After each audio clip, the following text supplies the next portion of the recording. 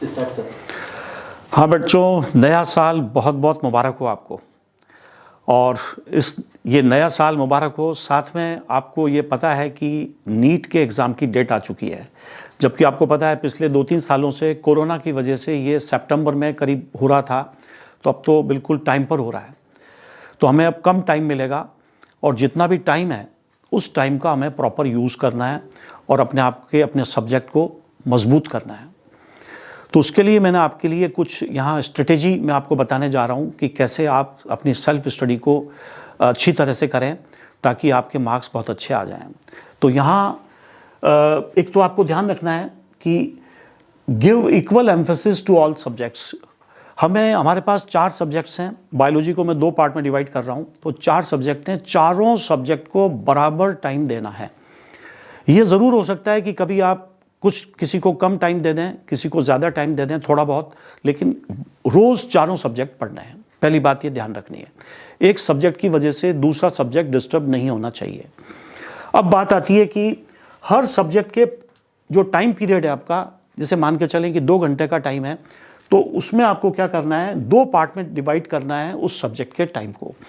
पहला classroom topic पढ़ना है, घर जाके क्लास में जो टीचर ने बताया है, और फिर सेकंड पार्ट में रिवीजन करना है आपको जो पहले पढ़ा दिया है।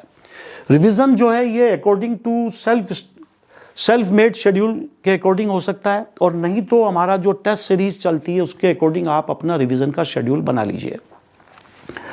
तो ये रिवीजन भी रोज चलेगा और क्लासरूम का भी रोज पढ़ना है। जिस दिन क्लास नहीं लग रही है उस दिन केवल रिवीजन चलेगा। तो रिवीजन रोज करने से आपका जो टॉपिक है और भी मजबूत हो जाएगा। यहाँ हम सिलेबस एक बार करवाएंगे ऑर्गेनाइजेशन में, अपने इंस्टीट्यूट में, और आप रिवीजन करते करते कई बार रिवाइज कर चुके होंगे। 2 बार 3 बार कई बार रिवीजन हो जाता है। तो ये आपको 2 बातें बताई मैंने, give equal emphasis to all subjects and divide times of every subject into 2 parts, classroom topic और रिवीजन। अब मैं आपको बताने जा रहा हूं कि कैसे जो बचा हुआ हमारा टाइम है 120 दिन और 6 दिन। 120 दिन कैसे हुए, 4 महीने हो गए, जनवरी, फरवरी, मार्च, अप्रैल, और मई के बाकी 6 दिन। तो हमारे पास करीब इतने दिन हैं। तो इन दिनों का प्रॉपर यूज़ करना है, टेक्निकली हमें यूज़ करना है ताकि ज़रा भी कमी नहीं रहे। अब आपको क्या करना है, इसमें 3 सेक्शंस में पूरे टाइम को डिवाइड करना है। पहला सेक्शन 60 डेज का, दूसरा सेक्शन 60 डेज का, तीसरा सेक्शन 6 डेज का। थोड़ा बहुत आगे पीछे हो सकता है आपके अकॉर्डिंग। क्लियर? तो अब इस पहले सेक्शन में क्या करना है आपको, 60 days will be divided according two numbers of chapters. दूसरे में भी यही करना है। तो आपके जैसे मैं बॉटनी का बताऊं, बॉटनी में 20-22 के करीब चैप्टर्स हैं। तो मान के चलें जैसे 20 चैप्टर्स हैं, तो हर चैप्टर में आपका 3 दिन के लगभग लग रहा है, और कुछ चैप्टर्स आसान है तो वो उनमें 2 दिन 1 दिन में भी पूरा हो सकता है। तो एवरेज मान के चलें 3 दिन में एक चैप्टर करना है, तो 60 दिन में हमारा सिलेबस पूरा हो जाएगा। और उस दौरान आपको क्या करना है, शॉर्ट नोट्स भी बनाने हैं। तो पहले सेगमेंट में जो शॉर्ट नोट्स का पहला सेट बन जाएगा। क्लियर? अब इसी तरह से आपको क्या करना है, सेकंड सेगमेंट ऑफ 60 डेज में बिल्कुल पहले वाले की तरह से करना है। वही अकॉर्डिंग टू चैप्टर डिवाइड कीजिए और आप उसको पूरा सिलेबस रिवाइज कीजिए, और इसको फिर शॉर्ट नोट्स भी बनाने हैं। अच्छा, अब ये जो second set of short notes बनेगा, ये पहले वाले शॉर्ट नोट से और भी छोटा बनेगा, और भी कम पेजेस में और भी कम मैटर में ये आएगा। क्लियर? तो ये आपने सेकंड 60 डेज में पूरा कर लिया, यानी जनवरी फरवरी में पहला सेगमेंट किया, मार्च अप्रैल में दूसरा सेगमेंट किया आपने, और आपने सेकंड सेट ऑफ नोट्स आपके हाथ में हैं, यानी बड़े बड़े जो रजिस्टर आपने बनाए थे, और कुछ पेजेस में वो रजिस्टर आ गए, कुछ पेजेस में वो आपका सब्जेक्ट का मैटर आ गया। क्लियर?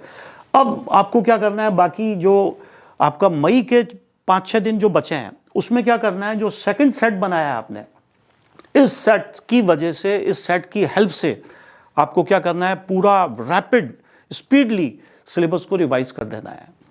और ये आपको बहुत स्ट्रांग बनाएगा, इमोशनली आपको स्ट्रांग बनाएगा, आपको खुश रखेगा, क्योंकि आपने पूरा सिलेबस देख लिया है। इन 5-6 दिनों में। और जब आप इसकी तैयारी के साथ जाएंगे एग्ज़ाम देने, तो आप फुल ऑफ कॉन्फिडेंस के साथ जाएंगे, क्योंकि आप पूरा सिलेबस इन 5-6 दिनों में देख चुके हैं। और जब आप फुल ऑफ कॉन्फिडेंस के साथ देने जाएंगे तो आपका दिमाग बहुत अच्छी तरह काम करेगा और पेपर बहुत बेहतरीन तरह से करेंगे आप। और यकीन मानिएगा, ये जब आप करेंगे, इस तरह से करेंगे, तो आपकी जो मेरिट में आपकी बेहतरीन पोजीशन आएगी। तो इस तरह से आपका जो मेडिकल कॉलेज, जो गवर्नमेंट मेडिकल कॉलेज जो हमारी तमन्ना रहती है, वो सर्टेन है, श्योर है आपके लिए। तो बस इसी तरह से आप अपनी सेल्फ स्टडी की स्ट्रेटेजी बनाइए और सिलेक्शन पक्का कर लीजिए अपना। Thank you.